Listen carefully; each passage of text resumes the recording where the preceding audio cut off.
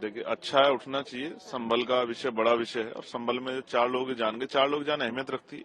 कोई सब धन्ना सेठ के बेटे नहीं है, सब गरीब लोग हैं और जिनकी जान गई। मैं फिर कहूंगा कि हिंसा किसी चीज का हल नहीं है। मैं हिंसा का समर्थन नहीं करता, लेकिन हर हिंसा के पीछे कोई ना कोई रीजन रहता है, कोई कारण रहता है। उस कारण को जानना भी बहुत जरूरी है।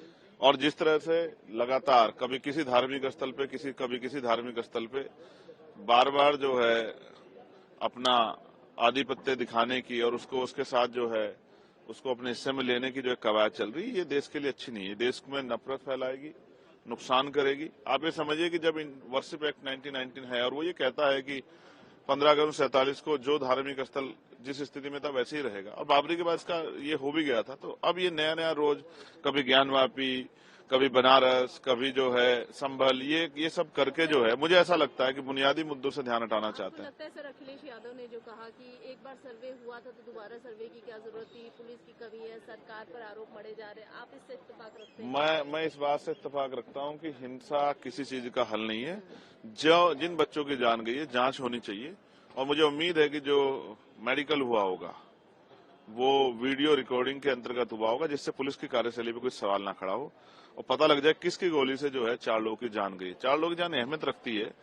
आप ये समझिए ना, लगातार जिस तरह का जो है नारे लगे, धार्मिक नारे लगा के, अब ये बताइए अगर सर्वे के लिए जा रहे हैं सर्वे कमिश्नर, तो धार्मिक नारों का क्या मतलब है? ये उकसाना नहीं होगा? इस उकसाने में जो घटना हुई है और जिस तरह की हमारे देश की छवि खराब हो रही है, इसकी कौन जिम्मेदारी लेगा?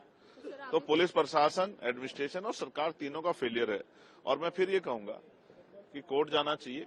मैं सबसे शांति की अपील करूंगा कि लोग शांति बना के रखें, लेकिन मैं फिर आपसे स्पष्ट रूप से कह रहा हूं, ये अच्छा नहीं है, देश के लिए अच्छा नहीं है, संविधान की मर्यादाओं के लिए अच्छा नहीं है। संविधान की मर्यादा में आंदोलन हो और गोली से नहीं, वार्ता से जो है लोगों की सबकी सुनवाई हो। क्या आपको नहीं पता इस मसले में दूसरे पक्ष को बिल्कुल नहीं सुना गया, एक पक्ष से फैसला हो गया है? बहुत सारे बड़े इशू हैं, ऐसा लगता है जैसे उनसे भी ध्यान हटाने के लिए सब चीजें की जा रही है।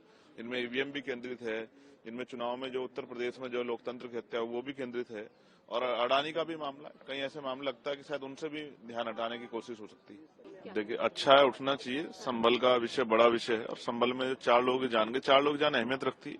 कोई सब धन्ना सेठ के बेटे नहीं है, सब गरीब लोग हैं और जिनकी जान गई। मैं फिर कहूंगा कि हिंसा किसी चीज का हल नहीं है। मैं हिंसा का समर्थन नहीं करता, लेकिन हर हिंसा के पीछे कोई ना कोई रीजन रहता है, कोई कारण रहता है। उस कारण को जानना भी बहुत जरूरी है।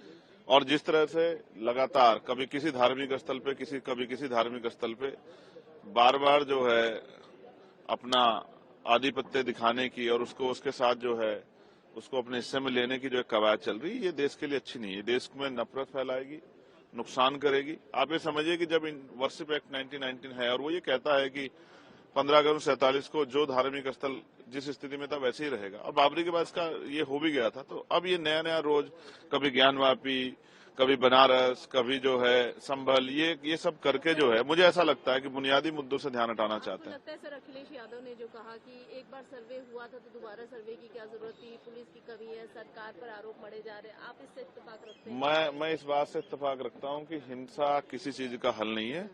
जो जिन बच्चों की जान गई है, जांच होनी चाहिए। और मुझे उम्मीद है कि जो मेडिकल हुआ होगा वो वीडियो रिकॉर्डिंग के अंतर्गत हुआ होगा, जिससे पुलिस की कार्यशैली पे कोई सवाल ना खड़ा हो और पता लग जाए किसकी गोली से जो है 4 लोगों की जान गई। 4 लोगों की जान अहमियत रखती है। आप ये समझिए ना, लगातार जिस तरह का जो है नारे लगे, धार्मिक नारे लगा के, अब ये बताइए अगर सर्वे के लिए जा रहे हैं सर्वे कमिश्नर, तो धार्मिक नारों का क्या मतलब है? ये उकसाना नहीं होगा? इस उकसाने में जो घटना हुई है और जिस तरह की हमारे देश की छवि खराब हो रही है, इसकी कौन जिम्मेदारी लेगा? तो पुलिस प्रशासन, एडमिनिस्ट्रेशन और सरकार तीनों का फेलियर है। और मैं फिर ये कहूंगा कि कोर्ट जाना चाहिए।